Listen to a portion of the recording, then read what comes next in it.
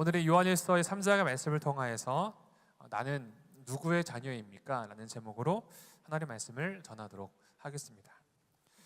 우리가 세월이 흐르면서 종종 듣는 말이 있습니다. 저도 이제 어렸을 때는 이 말의 의미를 잘 몰랐는데 최근 들어서 이제 그 말의 의미가 더욱 큰 울림으로 다가오는데요. 뭐냐면 부모님을 닮았다라는 말이에요. 단순히 이제 외모를 닮았다라는 게 아니라 저의 외모는 저희 엄마를 99% 닮았거든요. 외가 쪽 DNA를 강하게 가지고 있어서 저는 엄마를 닮았다고 생각했는데 제 아내나 이제 제 여동생에게서 가끔씩 드는 말이 오빠 아니면 자기 아버님 얼굴이 있어, 아버님 모습이 있어라는 이야기를 들을 때 한 번도 생각해보지 못했던 그런 말인데 그 모습을 보면서 부모를 닮는 것에 대해서 좀 생각을 하게 됩니다. 물론 이 말은 단순히 그냥 외모를 닮았다는 말이 아니에요.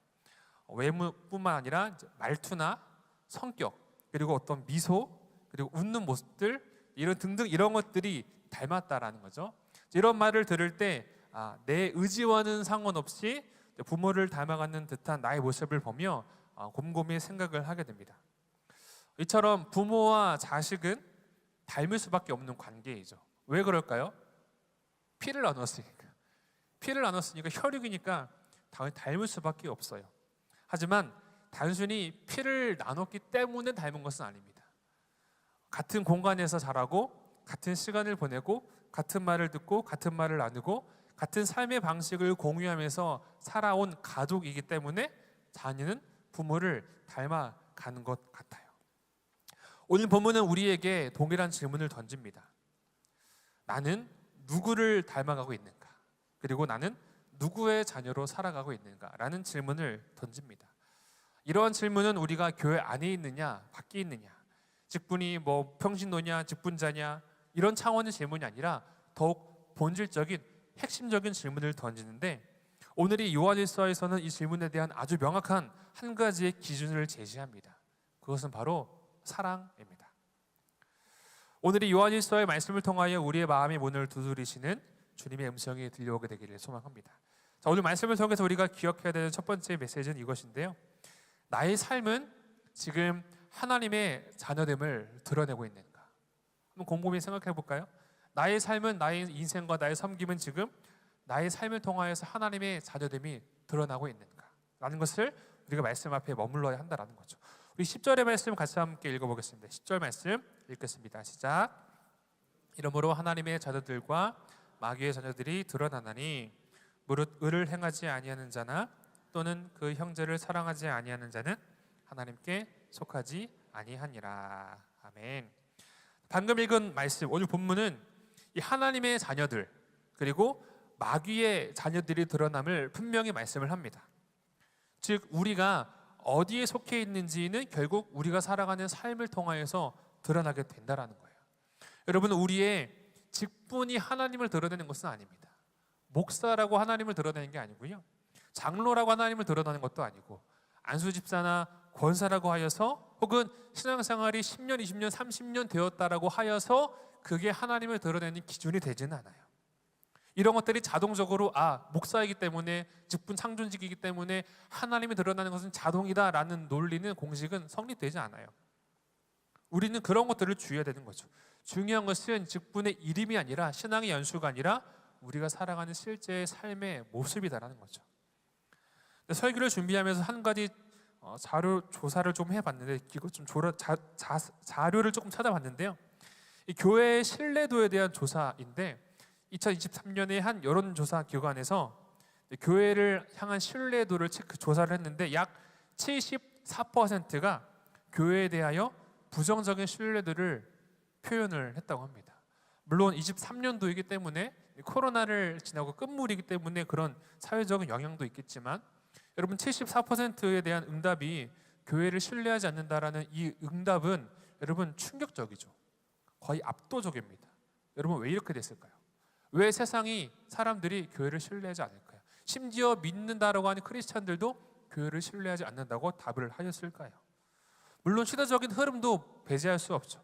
시대적인 어떠한 흐름과 사람들이 가지고 있는 가치관의 변화, 그리고 미디어에서 보여주는 어떠한 영향 등 다양한 영향들이 있을 테지만 결국 공통된 이유 한 가지는 분명합니다. 그것은 뭐냐면요, 교회가 세상 속에서 예수님을 드러내지 못했기 때문에.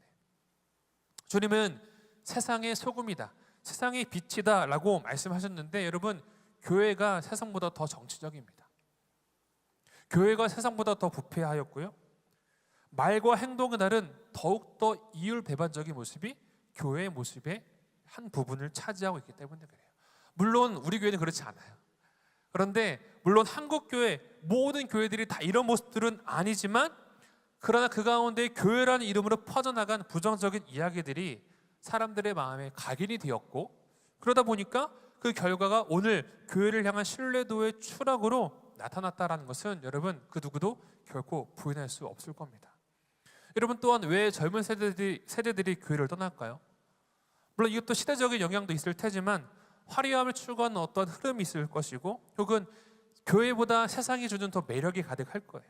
혹은 신앙의 교육의 부재가 그 원인이 될 수도 있고, 혹은 사랑을 주어야 하는, 사랑을 받아야 하는 교회에서 사랑을 말하는 그 입에서 상처를 받았기 때문일 수도 있고, 다양한 이유가 있을 겁니다. 그러나 신앙의 본질을 보면요, 한 가지 이유로 정리가 되는데, 진짜가 보이지 않기 때문에 그래요.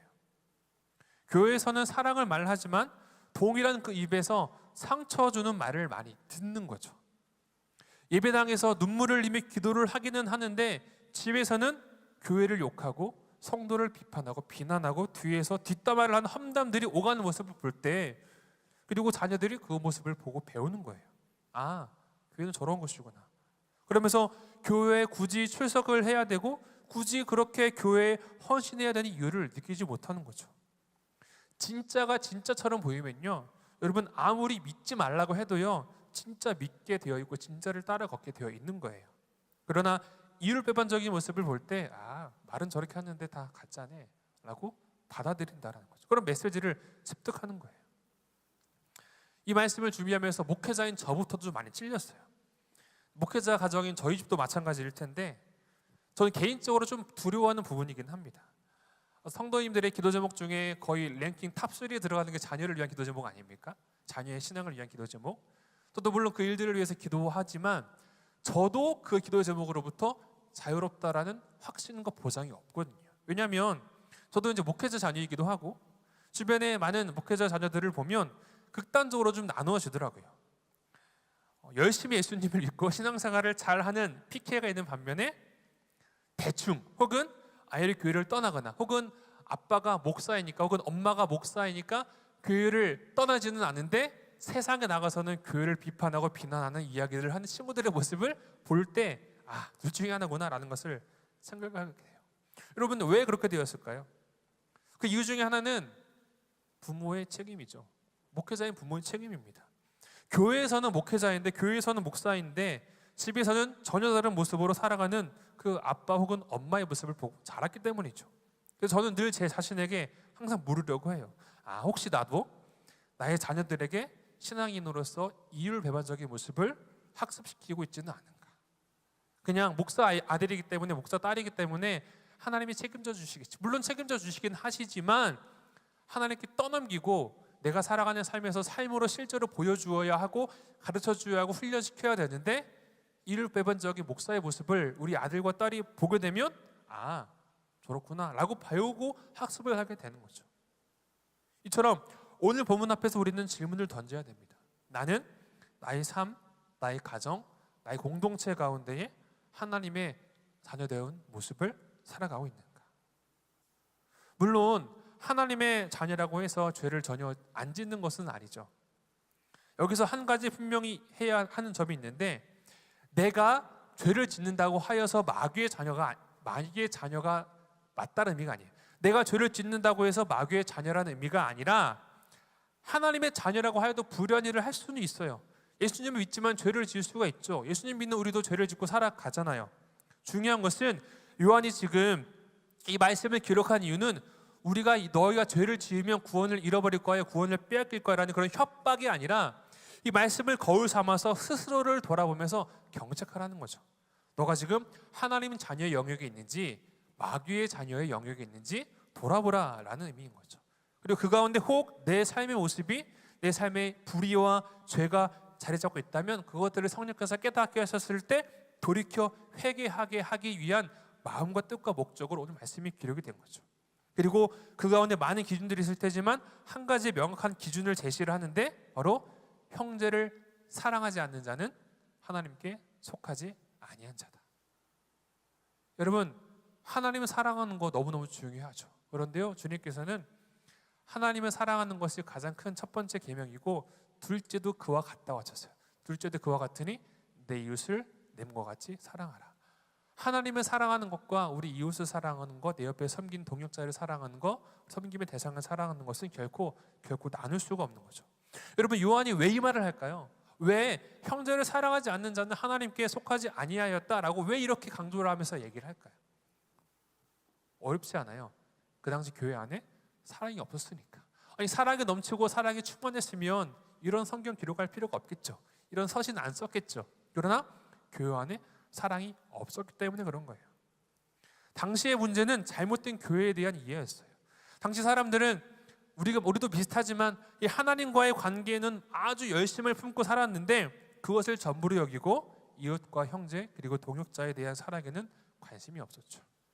하나님을 안다고 하면서 하나님의 뜻이 어디에 있는지, 하나님의 뜻이 지금 어디를 향하고 있는지에 대해서는 관심이 없었던 거죠. 그래서 요한은 계속해서 반복하는 거죠. 형제를 사랑하지 않는 자는 하나님께 속하지 아니한 것이다. 여러분, 신앙생활은 보이는 세계입니까? 보이지 않는 세계입니까? 동시에 둘 다 이기죠. 보이지 않는 세계지만 또 보이는 세계가 되기도 해요. 하지만 실체는 없죠.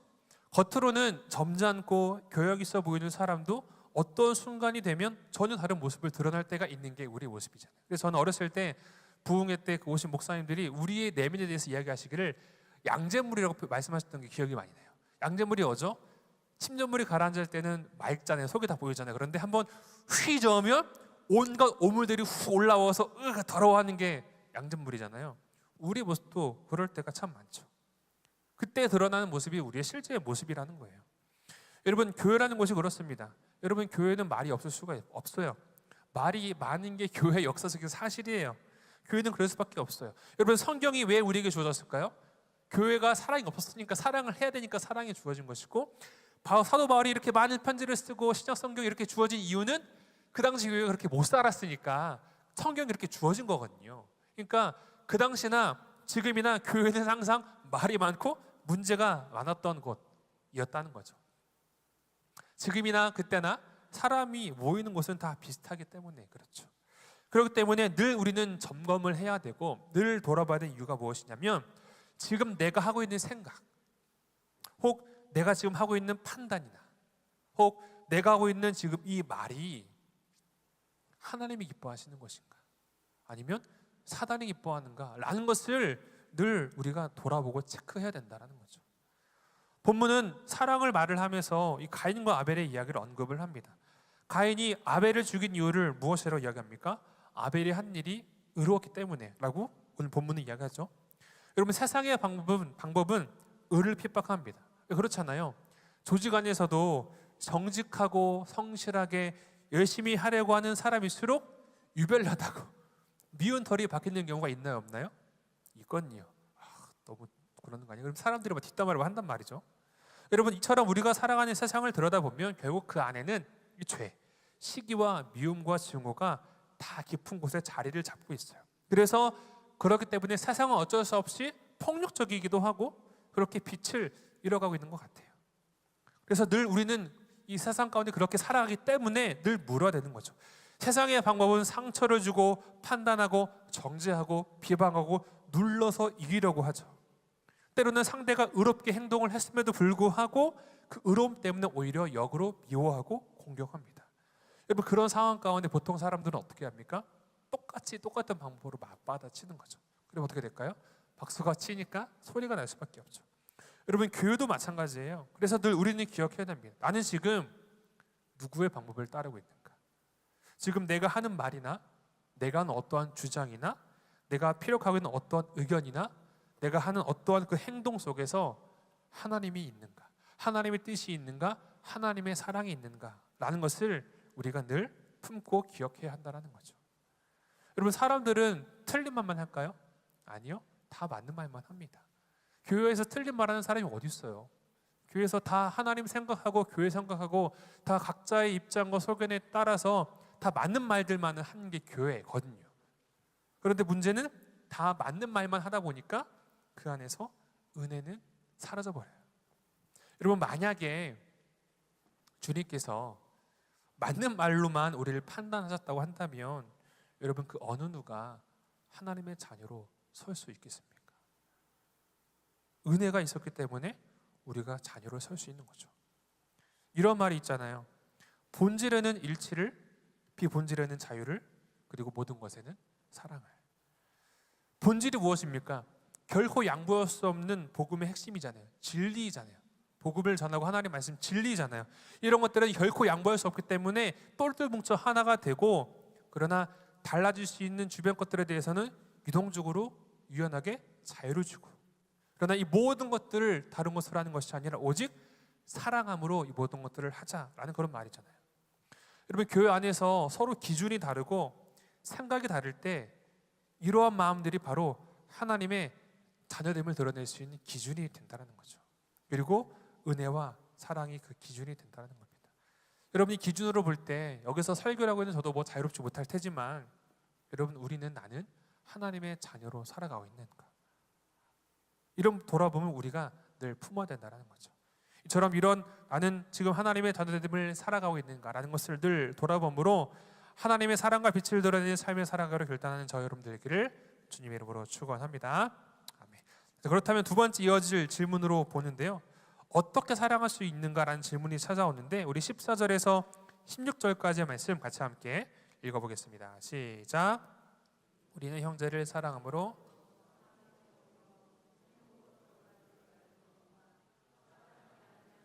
사망에 머물러 있느니라. 그 형제를 미워하는 자마다 살인하는 자니 살인하는 자마다 영생이 그 속에 거하지 아니하는 것을 너희가 아는 바라. 그가 우리를 위하여 목숨을 버리셨으니 우리가 이로써 사랑을 알고 우리도 형제들을 위하여 목숨을 버리는 것이 마땅하니라. 아멘. 여러분, 하나님의 자녀됨, 사랑이죠. 그 사랑을 어떻게 우리가 할 수 있습니까? 여러분, 우리는 사랑 못합니다. 우리는 사랑 못합니다. 하지만 우리가 하나님의 사랑으로 채워질 때 사랑하게 됩니다. 다른 말로 하면 하나님과의 그 사귐이 있을 때 사랑하게 된다는 거예요. 요한일서의 전체 주제 중에 하나는 사귐입니다. 삼위일체 교리 이해 안 되시잖아요. 이 삼위일체 하나님 안에서도 완전한 사귐이 있어요. 그리고 교회는 그 사귐 안으로 부름받은 공동체예요. 보통 우리가 교회라고 말을 할 때 에클레시아라고 하잖아요. 에클레시아로서의 교회는 이 세상으로부터 불러 모으심을 받은 공동체라고 한다면, 사귐으로서의 교회는요, 하나님과의 교제 안에 거하는 공동체가 이 사귐으로서의 공동체예요. 이처럼 우리는 예수님을 믿음으로 그래 하나님의 자녀가 되었어, 끝, 이게 아니에요. 끝이 아니라 시작이죠. 하나님의 아들이신 예수 그리스도와의 사귐 안에 거하기를 우리가 늘 소망하고 갈망해야 된다는 거죠. 14절 말씀 보시면 좀 한 가지 이해되지 않는 말씀이 등장하는데, 형제를 사랑하는 것하고 생명을 연결합니다. 우리는 형제를 사랑함으로 사망에서 옮겨 생명으로 들어간 줄을 안다. 거꾸로 하면, 그러면 형제를 사랑하지 못한다고 한다면 생명으로 들어가지 못했다라는 말일까요? 아니겠죠. 형제를 사랑하는 것이 구원의 조건이다라는 게 아니라, 행위 구원을 말을 하는 것이 아니라, 구원은 오직 예수님을 믿는 믿음으로만이 우리에게 주어지죠. 이 말은 어떤 의미냐면 이렇게 해석할 수가 있어요. 하나님의 사랑을 입은 자라면 하나님의 뜻이 무엇인지 품게 되는 거죠. 하나님이 나를 사랑하셔서 감사하지. 그러면 그 하나님의 사랑이 어디를 향하고 있는가를 또한 품게 되는 거죠. 주님께서 주신 말씀처럼 내가 너희를 사랑한 것 같이 너희도 서로 사랑하라 말씀하셨지. 그래, 하나님 나를 사랑하신 것처럼 나도 이웃을, 우리를 사랑해야지 라는 것으로 보게 된다는 거죠. 즉, 그런 삶을 살아갈 때 이미 내가 사망에 살아가는 것이 아니라 생명으로 옮겨진 존재임을 깨닫게 된다는 거죠. 사랑의 행위가 구원을 이루기 위한 조건이 아니라 구원받은 자라는 것을 증명하는 그 열매가 된다는 거예요. 그리고 그 사랑은 다른 것이 아니라 주님과의 사귐, 주님과의 사귐에서 흘러나오는 것을 우리는 기억해야 됩니다. 역으로 생각을 해볼 때 우리는 왜 사랑을 하지 못할까요? 본문을 기준으로 보면 사망 가운데 거하기 때문에. 사랑하지 아니하는 자는 사망에 머물러 있다.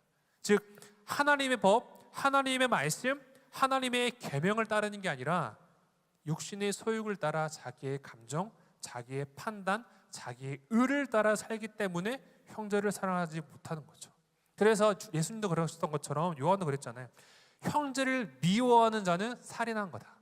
칼로 찔러 죽인 게 아니라 그냥 형제를 향한 미워하는 마음만 품어도 살인한 자다라고 주님께서도 말씀하셨고 오늘 말씀에서도 사도 요한이 이야기를 하잖아요. 여러분, 그런데 형제를 사랑하는 게 가능합니까? 저는 쉽지 않더라고요. 나를 향하여서 잘해주고 환대해주고 챙겨주고 보살펴주는 사람은 사랑하지 말라고 해도 사랑하는 마음이 막 들끓죠. 더 섬겨줘야지, 더 사랑해줘야지. 그게 우리의 모습이잖아요. 그런데 나를 힘들게 하거나 내가 가지고 있는 어떤 생각과 판단의 기준에 부합된 맞지 않은 사람들을 볼 때 그 사람을 사랑하는 게 쉽지 않아요. 우리는 어려워요. 그러나 16절에 그 답이 있는데요. 16절 말씀 보시면 그가 우리를 위하여 목숨을 버리셨으니 우리가 이로써 사랑을 알고. 그러니까 나만 볼 때는, 우리 사람은 이기적이잖아요. 나만 볼 때는 사랑을 이해 못한다는 거죠. 나만 볼 때는 내가 받은 상처, 내가 가지고 어떤 생각과 감정, 기준, 판단 이런 것들을 따를 때는 사랑할 수가 없는데, 품을 수가 없는데, 이해할 수가 없는데, 그런 나를 주님께서 사랑하시고 나를 위하여 목숨을 버리신 것을 볼 때 이로써 우리가 그 사랑을 알게 된다는 거죠. 여러분, 사랑의 출발점이 우리가 될 때에는 품는 것은 불가능합니다. 우리 힘으로는 사랑할 수가 없어요. 하지만 우리의 노력이 아니라 주님의 십자가가 출발점이 될 때 그때 사랑이 거기로부터 흘러가게 되는 거죠. 앞서 말씀드린 바처럼 우리의 힘, 우리의 의지, 결심만으로는 충분하지 않죠. 그렇기 때문에 더욱더 중요한 것은 더 열심히 내가 그 사람을 사랑해야지가 아니에요. 더 깊이 주님 안에 사랑 안에 거하기를 바라는 그 갈망이 우리 가운데 먼저 필요하다는 거죠. 그리고 그 가운데 주님의 사랑으로 우리가 채워질 때 그로 인한 성령의 충만함으로 말미암아 사랑을 품게 된다는 거예요. 신앙생활을 할 때 저도 그런 패턴에 종종 빠지게 되는데 이런 말씀 드리면 그래, 용서해야지, 용서해야지, 용서해야지를 외칩니다. 참을 자 3번이면 살인을 면한다라는 말이 있잖아요. 그런 것처럼 참아야지, 참아야지, 참아야지 이렇게 되새기는 거죠. 미워하지 말아야지, 미워하지 말아야지, 미워하지 말아야지 주문을 외웁니다. 그리고 죄짓지 말아야지, 죄짓지 말아야지, 죄짓지 말아야지, 죄지으면 큰일 나 점점점 주문처럼 외우고 되새깁니다. 물론 이 말 자체는 맞아요. 맞는 말이에요. 그러나 이러한 생각에만 묶여 있으면 오히려 그 문제에 더 사로잡히게 돼요. 중요한 것은 하지 말아야지가 아니라 주님을 더 사랑해야지가 되는 거죠. 주님을 더욱더 사랑할 때, 주님과의 사귐이 내 안에 더 있을 때에 사랑하려고 하지 않아도 사랑하게 되는 거예요. 사랑하려고 부단히 애를 쓰지 않아도 사랑하게 되는 마음들이 생기는 거거든요. 여러분, 방이 캄캄할 때 어둠을 몰아내기 위해서 아무리 몸부림을 막 쳐도 그 어둠이 사라집니까? 아니죠. 창문을 열거나 문을 열거나 불을 켜야 돼요. 빛이 그 방 가운데에 들어와야 어둠이 사라지는 것처럼 빛 대신 주님을 갈망하고 그 주님과의 사귐 가운데 우리가 있을 때에 그 주님의 빛이 우리 가운데 임함으로 말미암아 사망이 떠나가고 어둠이 떠나가고 성령의 충만함이 임함으로 인하여서 사랑하게 된다는 거죠. 여러분, 왜 형제를 미워하는 자가 사망에 거한 자라고 얘기를 하였을까요? 물론 다른 해석일 수도 있겠지만 저는 그런 생각을 좀 하게 되더라고요. 여러분, 형제를 미워하게 되면 누가 손해입니까? 나만 손해예요. 왜냐하면 자꾸 그 마음이 묵상되거든요. 그 사람만 봐도 분노의 마음과 불편의 감정이 올라와서 힘들어요.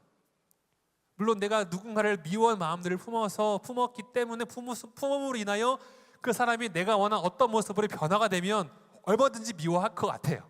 그런데 우리 알잖아요. 누군가를 미워하는 마음을 품고 해도 그 사람이 내가 원하는 방법과 모습과 뜻대로 변화가 됩니까? 안 돼요. 안 돼요. 안 돼요. 그런데 계속 그 누군가를 향한 마음의 어려움만 품고 있으면 결국 나만 주님 주시는 평안을 빼앗기고 사망의 그늘에 사단의 그 권세에 놓여있게 되는 거죠. 그렇기 때문에 형제를 사랑해야 되는 이유는 생명을 우리가 누리기 위해서 또 그 안에 담겨져 있다는 거죠. 여러분, 우리가 형제를 사랑하지 못하는 이유는 사랑이 부족해서가 아닙니다. 주님의 사랑으로 충분하게 채워지지 않았기 때문이에요. 그렇다면 주님의 사랑 안에 거한다는 것은 어떤 의미일까? 오늘 말씀처럼 이런 시간들처럼 말씀을 통하여서 나를 향한 하나님의 사랑을 이제 확인하는 것이죠. 그리고 마음의 분함과 때로는 억울함, 때로는 성냄, 때로는 문제가 몰려올 때 기도 가운데 그 마음을 쏟아내는 거죠. 그 감정을 그 사람 앞에 풀어놓기보다 주님 앞에 먼저 가져오는 거예요. 주님, 제가 이 사람을 용서할 수가 없습니다. 그러나 주님 그 사람도 사랑하시잖아요. 그 주님의 사랑으로 나를 채워주옵소서 라고 하는 거죠. 그리고 큰 것을 하는 게 아니에요. 큰 것을 하는 게 아니라 우리 입술에서 누군가를 향한 판단과 비난과 비방 대신 그를 위한 중보로 바꾸는 거예요. 여러분, 제가 이제 자녀를 키우면서 많이 느끼는데 다 경험하셨을 거예요. 자녀들 키우면 안 그랬으면 좋겠다는 모습들이 보입니까? 안 보입니까? 보이거든요. 이 모습은 좀 안 닮았으면 좋겠는데 보이거든요. 그러면 그 자녀를 향하여서 너 그러지 마! 그러면은 자녀가 바뀝니까? 안 바뀌어요. 더 강화가 될 확률이 아주 많아요. 마찬가지로 우리가 누군가를 향하여서 비난하고 판단하고 비판하고 하는 말 대신에 내가 믿는 하나님, 또 그 가운데 하나님 계시잖아요. 그러면 하나님께 기도하는 거죠. 하나님, 저 사람을 주님께 올려드립니다 라고 하면서 그 사람을 위해서 중보하는 겁니다. 그러면 비난과 비판과 어려움 가운데 있던 우리 마음, 그로 인하여서 하나님의 자녀로 살지 못하고 사단의 종로를 타는 듯한 시간을 살아갔던 우리의 모습이 중보기도 가운데 하나님의 평강이 우리 가운데 임하게 되는 거예요.